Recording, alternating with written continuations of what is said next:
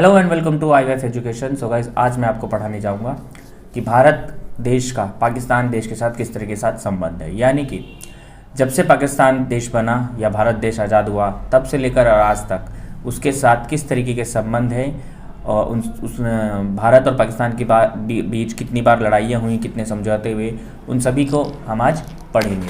सो चलिए स्टार्ट करते हैं अपना भारत पाक संबंध कि भारत और पाकिस्तान के साथ किस तरीके के साथ संबंध रहे हैं। पाकिस्तान जो है भारत का पड़ोसी देश रहा है, पड़ोसी देश है अभी भी।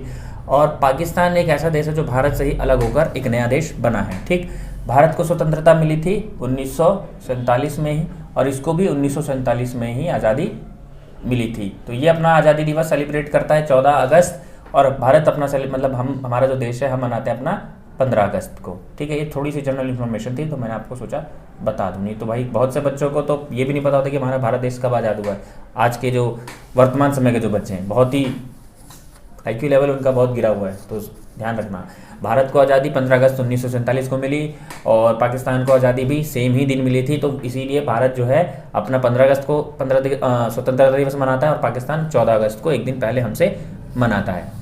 अब देखो, भारत और पाकिस्तान दोनों ही जो पाकिस्तान है वो भारत से ही टूटकर बना है, तो किस तरीके के साथ संबंध रहते हैं उसके यहाँ देखना। ठीक, तो भाई देखो, सबसे पहले भारत पाकिस्तान संबंध की बात करें तो इसमें सबसे पहले पाकिस्तान और भारत की जो लड़ाई हुई थी वो हुई थी 1947 और 48 में। मुद्दा क्या था? कश्मीर को लेके। कश्मीर एक ऐसा देश है जिसे स्वर्ग कहा जाता है, ठीक है ना। अब इसको हर कोई चाहता है कि भाई ये हमारे देश में शामिल रहे। अब इसी को लेकर ही पाकिस्तान और जो था वो भारत से 1947 और 48 में लड़ाई उसने लड़ी थी। तब इसके बाद फिर दोबारा जब इसमें पाकिस्तान हार गया, यानी कि इसमें भारत के जो सेना थे हमारे उस समय सरदार वल्लभ भाई पटेल ने अपनी भारतीय सेना को वहाँ भेजा उसका मुकाबला करने के लिए और हमारी सेना ने उनको वहाँ तक खदेड़ दिया, कश्मीर में बहुत अच्छे से उनका जवाब दिया, जिस वजह से पाकिस्तान का क्या हुआ, हारा और कश्मीर फिलहाल जो है अभी किसी के पास नहीं गया। यानी कश्मीर को लेकर एक तो लड़ाई रहती है। दूसरा है 1965 में फिर पाकिस्तान के साथ युद्ध हुआ। ये कहाँ से ये युद्ध कहाँ हुआ? कच्छ, जो गुजरात का एक हिस्सा है कच्छ, वहां से ये युद्ध स्टार्ट हुआ। और मुद्दा मोटिव उनका यही था कि अब कश्मीर के साथ साथ ये जो गुजरात का जो हिस्सा कच्छ था उसको भी ऑक्यूपाइड करना चाहते थे, लेकिन ऐसा नहीं हुआ। तो 1965 में हमारे प्रधानमंत्री थे लाल बहादुर शास्त्री जी। अब लाल बहादुर शास्त्री जी ने उस समय प्रधानमंत्री थे, तो उन्होंने पाकिस्तानी सेनाओं को इतना धोया कि वो लाहौर तक उनकी सेनाओं को दौड़ा कर मार भगाया। यानी कि हमारी सेनाओं ने लाहौर तक को कब्जा कर लिया था। उनको जो पाकिस्तानी सेना थी, आर्मी चीफ थे, उनको ये डर था कि भाई ये कहीं हमारा पाकिस्तान ही अपने देश में शामिल ना कर ले। तो फिर इसमें मध्यस्थता निभाई सोवियत संघ ने कि भाई जो भी युद्ध हुआ है, जो भी मैटर है उसको शांत करो और बातचीत के माध्यम से मामला सुलटाओ। तो 1965 में इन्होंने युद्ध किया।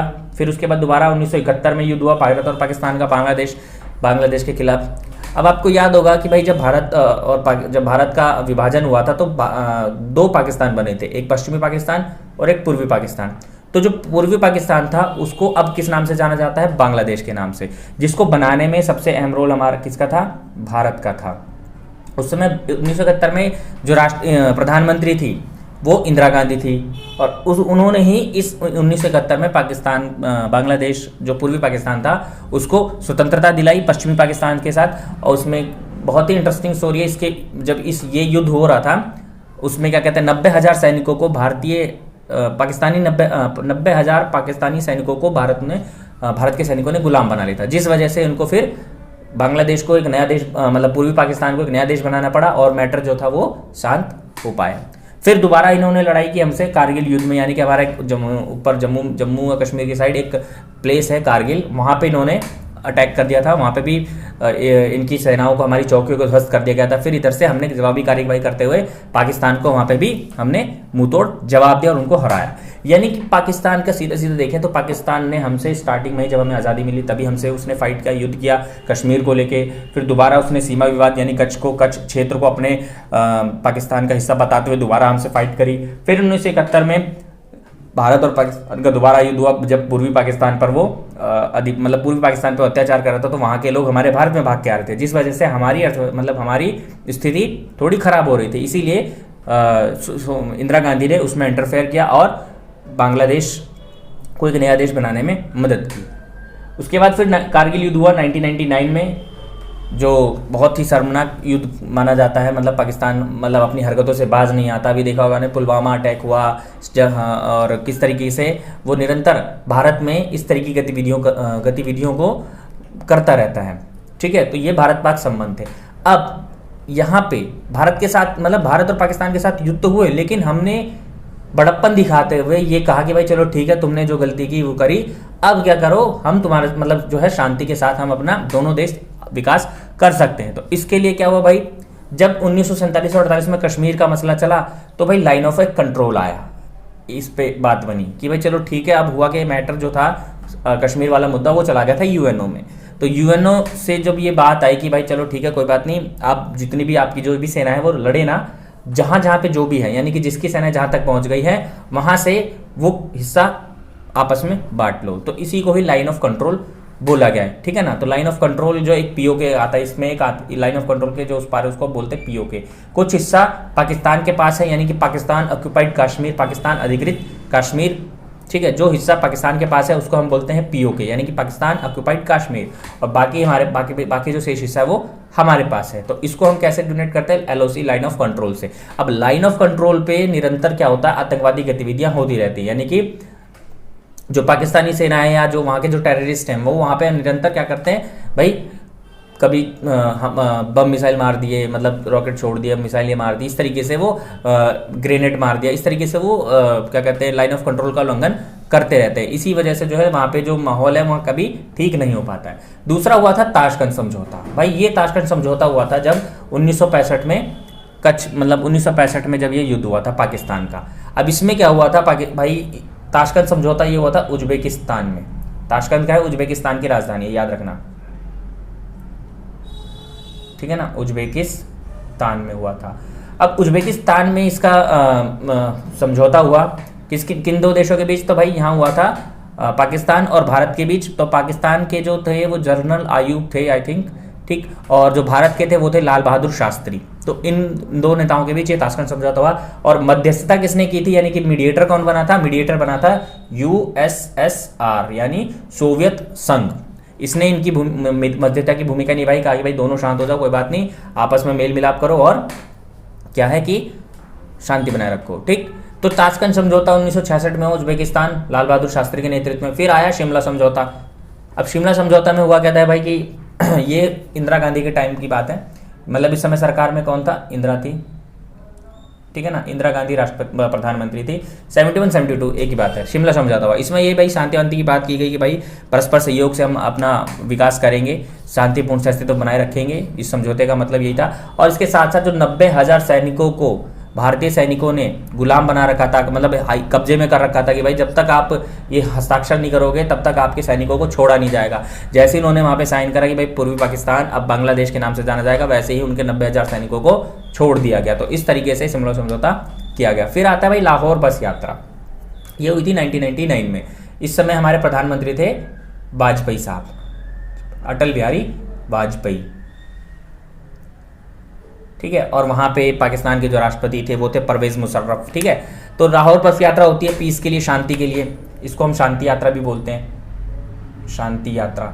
यानी कि मोटिव यही था, उद्देश्य यही था वहाँ जाने का अटल जी का कि भाई हम वहाँ जाएंगे और जो 1999 में कारगिल वॉर हुई थी, कारगिल युद्ध हुआ था, उसके लिए शांति की बात करनी। भाई आपस में हम पड़ोसी देश हैं, मिलजुल कर शांति के तरीके से हम क्या करेंगे, अपने दोनों देशों का विकास करेंगे। ठीक है, उसके बाद फिर हुई दोबारा आगरा बैठक। आगरा बैठक में क्या हुआ भाई, परवेज मुशर्रफ साहब जी आए भाई इंडिया में दौरे पे, आगरा यानी आगरा में उनकी बैठक हुई शांति पीस के लिए। लेकिन ये बैठक क्या हुई, असफल हुई।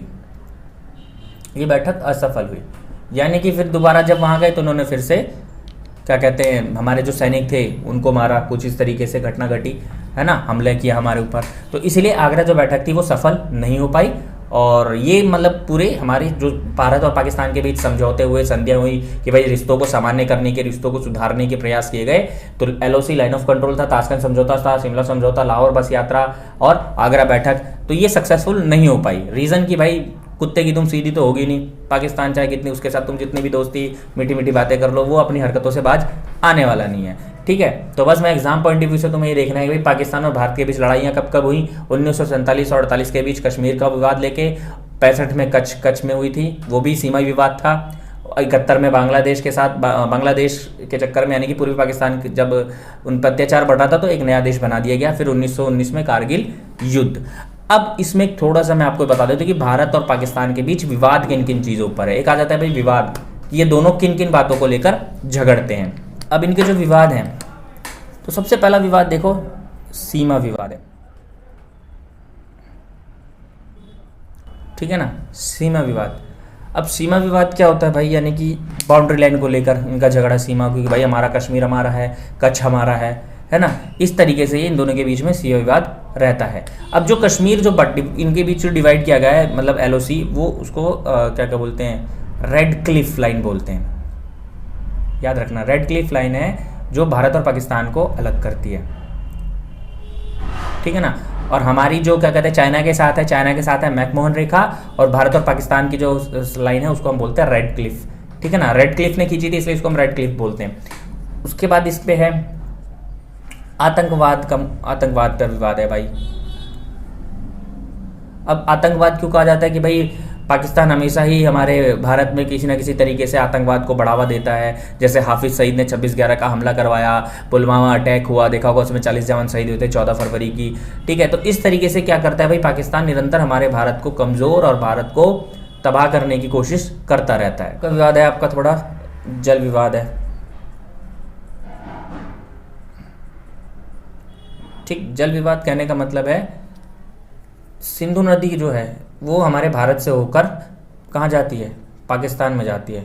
तो अब पाकिस्तान आरोप लगाता है कि भाई जो भारत है वो सिंधु नदी पे डैम, मतलब सिंधु नदी पर क्या कर रहा है, कब्जा कर रहा है, जिसकी वजह से वो हमें पानी नहीं दे पाता या पानी हमें हमारी तरफ नहीं आएगा। और लास्ट चौथा जो है वो है सियाचिन ग्लेशियर विवाद।